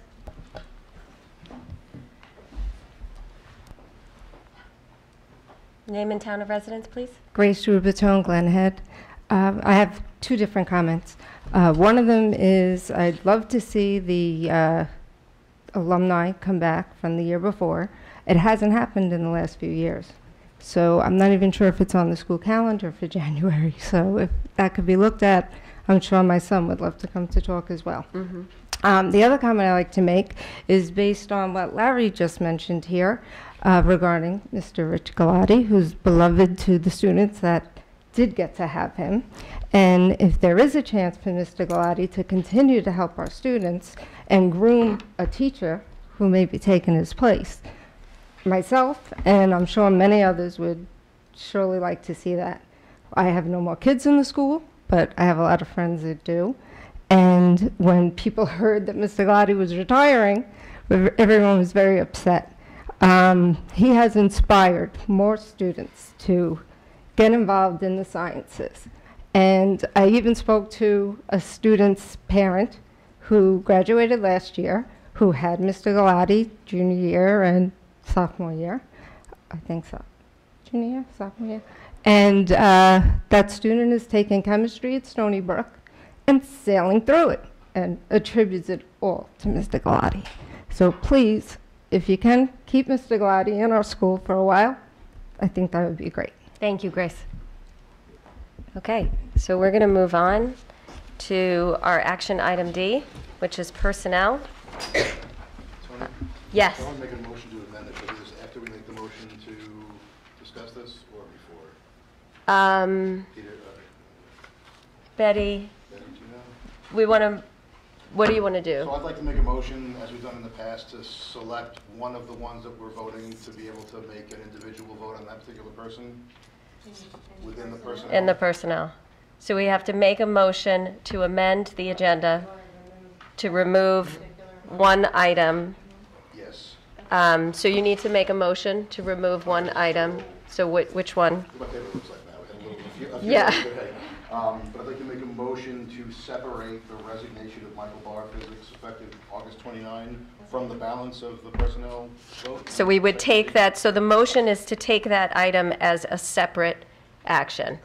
Correct. Could I have a second to Dave's motion? Second. Okay. All in favor of taking that out? Dave's motion, so we would vote on. Can there be a discussion? So Yeah, we will. No, but first, oh, you want to have a discussion before we vote? Okay. Yeah, Why? that's what I voted on. Questions. Well, it's a personnel decision, so I can't talk about those things specifically, but some of the processes leading up to this left me with some questions I don't feel have been answered yet, so I don't feel like I'm properly able to vote on this. So I'd like to be able to abstain rather than vote yea or nay. Okay. So that is why. Does anyone else have any comments or questions? Okay, so all in favor of amending the agenda to move out the first item, which is the resignation, in the action item D to its own item. So all in favor of amending the agenda. Okay, so you have, did you get that? 1, 2, 3, 4, 5. Okay, so that's passed?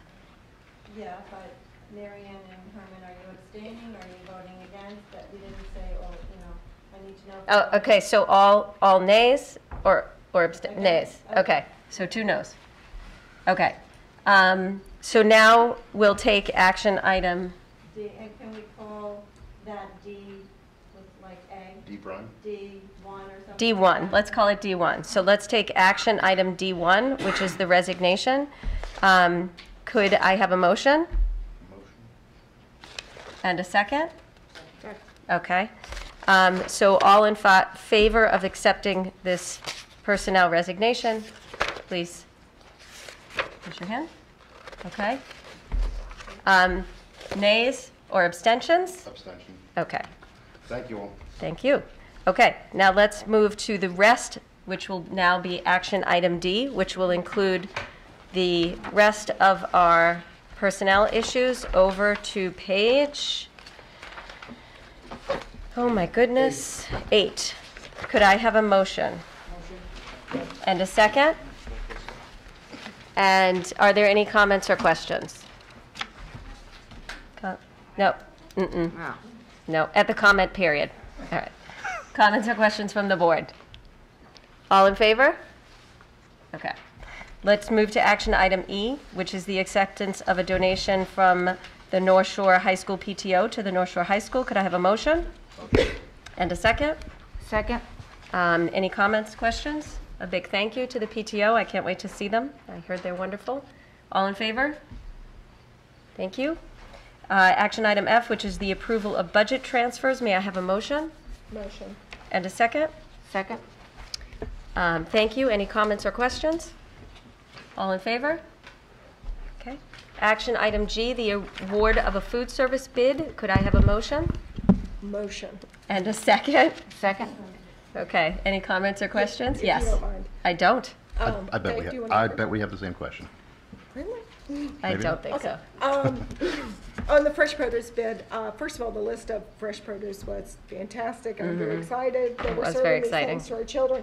I was interested in, so this was a bid we did with some other districts, and it looks like Great Neck was the lead and opened the bids and gave us the paperwork that we're accepting tonight. But in that paperwork, they included an affidavit of non-collusion, no conflict, and compliance, Yeah, non-collusive. which I enjoyed. And I They are didn't supposed to know. have that in all bids. So I didn't know, right, if that is just something we don't normally see, because you don't. I was put it in the surprised at documents that, too. before it's done. It's because Right. she gave you everything that she had. But that's a We normal have it part of on every all bid. construction project as a matter of fact.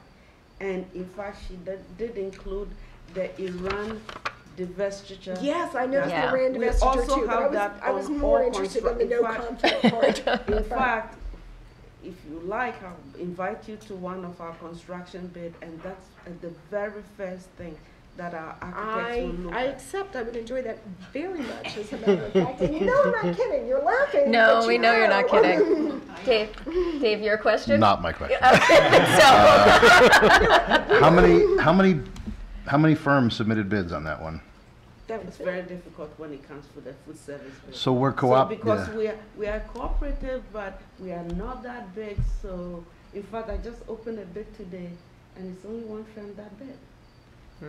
And so the It's not cooperative, unusual. the cooperative bidding process versus standalone, when we have such a limited amount of bidders, it still makes sense for us to do that? It saves us time We are and required to efficiency? do that. Required to Required bid by New York State cooperatively. education law. All right. Okay. So, all in favor of action item G? I'm looking forward to it. Okay. No, not G. Yeah, Yes, G, G. food service. Fresh Arrow Food Service bid. Okay. Action item H, which is the approval of special education service providers. May I have a motion? Motion. And a second? Any comments or questions? All in favor?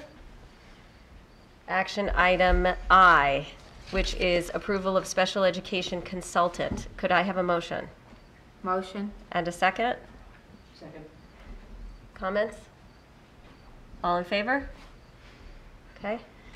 We're up to action item J, which is approval of special education services and IEP. Could I have a motion? Can I have a second? Second. Comments or questions? All in favor? Action item K, approval of special education tuition agreement. May I have a motion? Motion. And a second? Second. Questions? Just real quick, I'm sorry. Yes, no? Clause 3 lists a 2-month summer agreement, but it lists July 2017 to August 2018, so it needs a correction there. No, I think that's for the 6-week. But it's good, but it's a 15-month. If it's July 17 to August 18. It's just a small thing, but I just want to make clear which 2 months we're covering before or after. Okay. So, we'll look at that, make sure it's correct. All right. All in favor? Okay. Move to L, which is the approval of agreement with 3R Consulting Services. Could I have a motion? Motion. And a second? Second. So before you vote on that, if I may, Sure. that so the board had seen the draft that we received from Dr. Banhar. That had subsequently went to council for review. We received that back today. Thank you very much. And so what you're voting on tonight is the actual contract that is approved by council. It is not signed by Dr. Von Haar yet. Okay. Okay, but it will be. But it's the one by council. It's the one that we want it to be. Okay. Okay, any comments? The videotaping separated, it was such a great program last year. Did we videotape? So this year, potentially, it's in the contract, but we wouldn't need to tape it again? You think there may be a reason to tape it again? It will be a different program, Okay. so we will be taping it again. Okay, so still Von Haar, he's coming? Yes, yep. Okay, all in favor? Thank you. Move on to M, which is approval of amendment to an agreement with the Seacliff Yacht Club. Could I have a... This is not the superintendent's yacht on it. There are no yachts at the Seacliff Yacht Club. That would be a no. How are we going to commute? That would make my commute easier, It would. but It that would be a no. Okay, so could I have a motion? Motion. And I have a second, thank you. Any comments or questions? All right, all in favor? Action item N, which is the approval with Sid Jacobson Jewish Community Center with the JCC. Could I have a motion? And I have a second. Any comments or questions? All in favor? Okay. We move back to comments from the public. Now you can ask a question. Hi. Name and town of residence, please. Sure, please. Elizabeth Yakos, Glen Head. I was just curious, I was looking through this very extensive agenda, and I see that there's all these recommendations for personnel. And I'm just curious, because it's 3 pages, is there a key that would explain, I'm not an educator, just to explain to me, there's a lot of steps, step 2 through 13 on some of these, and then there's different schedules. I was just curious if there was a key that would correlate this to a lay person. Sure. So if you look at the teacher's contract, the teacher's contract is structured. Their salary is set up in a salary schedule, and it runs by years of experience, and it runs by credits. Right. So if you were here for, let's say, 10 years as a teacher, and you have a master's degree plus 15 credits, that will put you in a specific lane with a certain salary. And then once you take a certain number of credits more, I think it's 15 per lane here, yes? So when you take 15 credits, you would move to the next lane, which is master's plus 30, which would entitle you to more money. And why there are so many pages of that is because it only happens twice a year. So the teachers accumulate their credits over time. The personnel office verifies them. We then verify them, and then they go to the board. But it's we're contractually obligated to move them, provided that they've met all the requirements for the coursework and it's been approved. So if you want to see those salary schedules, you could either get a hold of us and we'll get you a copy of them. But it's also on our website. If you go under the Board of Ed tab. It should be still It's still there. It's Yes, still there? it's Okay, definitely there. So all of our contracts are under the Board of Ed tab, under contracts. This is not unique to North Shore. Oh, of course, I understand. General operate. Right. I was just wondering if it was easy to explain the different scales here. There's different steps, and obviously, you know. All Does right, that make thank you. sense? Yes. Yes? Thank you. Okay. Yeah, it is a good question. No, it's a good question. Thank you. Tim? Just Tim Madden, Seacliff. One question. I noticed that the coordinator of the IB program is leaving the district. Do you have somebody who's going to be taking on that role, who's in-house at this point, or who's being trained for that position? Not necessarily. So we are exploring our options for recruiting, and we'll be able to. We're working with the board right now on what that position will look like moving forward, and then we'll recruit that. So we have Candace with us for about a month, and then we'll have the current administration will fill in the gaps while we recruit for her replacement. But in the meantime, it's important to us to have that position filled. And we don't expect there to be a gap. But she's Candace. I've only known Candace for a few weeks. She's very impressive. So we'll want to make sure that that position gets filled. Okay, thank you. Thanks, Tim. Okay, yes, Rob.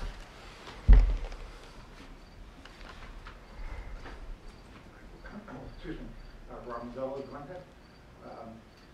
The last board meeting, I guess Tim was asking questions about the sports policy and the apparent doubling down or rolling down the high school policy to the middle school. In the weeks, the intervening weeks, I have a 7th grade daughter, who at the last minute decided to express an interest in cross country. She went to 2 practices, came home, and said, I'm interested, Dad, but 5 days a week, 2 hours a day, plus weekends, I can't miss any practices unless somebody dies. Basically how what she took out of the explanation of going to practice. I understand at the high school level, it's different to me than at the middle school level. I wanted to get the board's thoughts on that level of, I don't even know what the right word is to describe it, the appropriateness at that age for that group where children are trying to explore and find out what they like. Other parents had similar experiences and came to me and expressed their concern over that as well. Again, not saying my daughter would be the next Maydahl or Beirut or Visitor even, but not getting the chance to do that. No, it's how our middle school program is structured. That level of commitment for an 11-year-old and who can't basically do anything else after school if she wanted to try this out seems a bit severe. I don't think it's right for that age group. Just kind of want you to get your thoughts. Well, I know, and the reason I'm asking too is last year we had a lot of thoughts and discussion about the academic pressures that we put on our middle schoolers. And the takeaway I got from that conversation was they're young. We don't want to put that much pressure on them when it comes to academics. Why would we want to put it on them when it comes to athletics? Okay. All right, well, thank you. I appreciate you bringing that to our attention. I'm going to ask the superintendent if everyone else agrees for you to look into that, because that's not what our middle school modified program was intended to be, nor about. So I would ask you to look into that. Absolutely. And I'll be because it prepared should to be report happening. that back, yes. Thank you. Anyone else? Okay, let's move on to old business. I brought each of you, we had a LAC meeting last night, and our LAC committee, LAC committee met and talked, oh, and I even have the old version for everybody. Oh, thank you. Our LAC committee spoke about having representatives be at their board meeting, this is the board meeting, at Back to School Night for the next week for all 5 schools, and they would like to have flyers to hand out. So what I asked them to do was to provide the flyer and then the old flyer to show, and I asked her to highlight, she did it on every one, so I appreciate that, to show what the changes were so that we wouldn't have to go through sort of a whole discussion of each point. So I just ask if the trustees could look at this and give their okay for us to move forward so that they can get these done in time for the for the back to school nights and for them to promote the Legislative Action Committee. So it doesn't look like there's really any substantive changes. Do I have any comments? Questions? Marianne, did you have anything to add from being at the meeting last night? No, other than if we could possibly get these printed up before homecoming, it would be good, so we could pass them out at homecoming, because we talked about it at the meeting, and we didn't think they were going to be ready. Okay. And it'd be nice if they could have a LAC table at homecoming where people are freely roaming, because back to school night, people are in a hurry. They want to see their teacher. There's a little more time Right. To kind of So I'll have talk to people. I'll have Betty, if you could connect with Shelley and Deb and see if we could really get someone from LAC to be there. I know we have some LAC members tonight. They're shaking their heads. Maybe we can volunteer them to stand at the table. And, you know, even if we could just get a small amount of them, not the full, just get some, at least for Saturday afternoon. Okay, thank you all. Thank you very much. All right, any other old business? New business? I have a little something. Of course you do. Inspired by when Peter was talking earlier in his remarks, he talked, excuse me, about how the regents have been rolling out a lot of news. And part of that news was they're rolling out of these pre-K through 2 standards. And I think there's been some controversy and some just like, what does it really say, and is it different? And a lot of anxiety on the part of parents too. That's part of the anxiety we've heard for ever since Common Core came out about developmental appropriateness. And so, not as a goal or a major presentation, but once we've had a chance to look at that, if we can address it even briefly to let parents know, what does it say and what do our educators think about it and how are we going to deal with it? Because I think for a long time there's been a lot of concern about, you know, children still being able to be children. Okay, so if the rest of the board is in agreement, Is we'll anyone move else forward with interested in that. this topic? Yeah, I'm interested. Is anyone else interested? Yeah, in I think this? it would be great. Okay. All right, so we can have Deborah and Carol look at these. Okay. Right. All right, That'd be terrific. great. Thank you, everyone. We're going to motion to adjourn. Well, Oh, I'm sorry, Rich.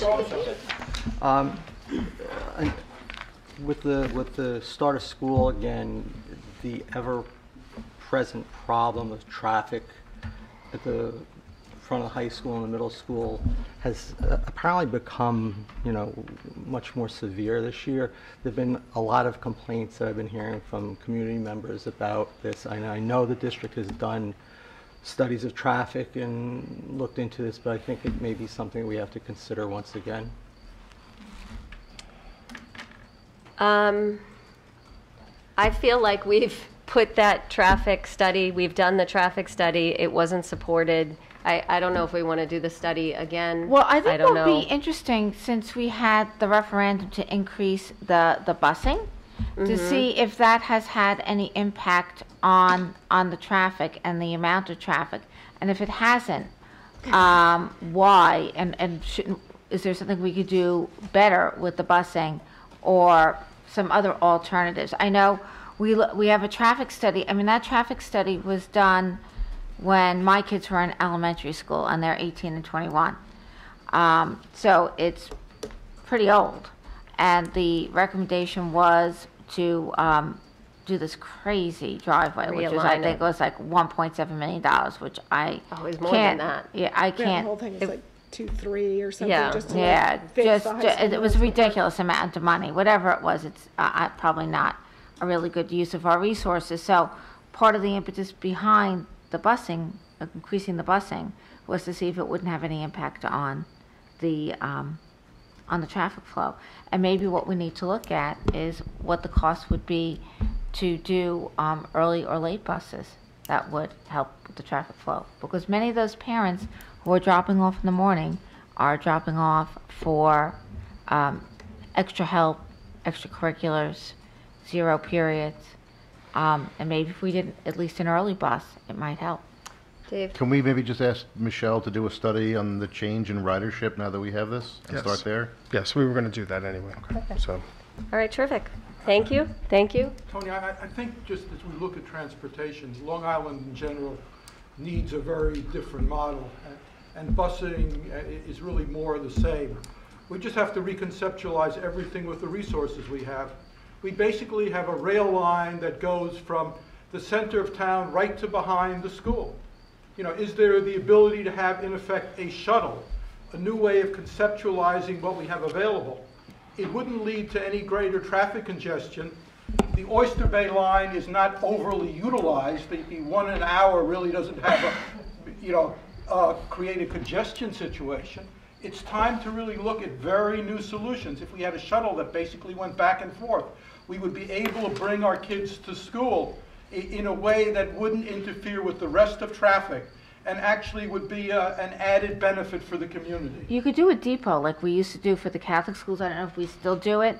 The small buses would go through the neighborhoods, but I know we now have more small buses, and we drop them off at the community center, and then they would be transferred to bigger buses to the Catholic and private schools.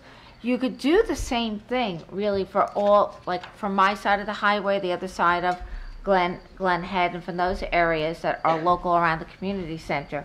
You could have large buses there and have parents drop off there rather than going all the way up to the high school, the middle school, and have them dropped at the high school and the middle school. It's another option. I suggest we get one of those train cars where you push up and down, and it's all scoot along. There may be liability issues there. All right, thank you all for your comments. I'm going to motion to adjourn. Second. And now I'm going to make another motion to go into executive session. Could I have a motion? And a second? Anybody? Can I have a second? I'm not seconding that. No, you can't go home. All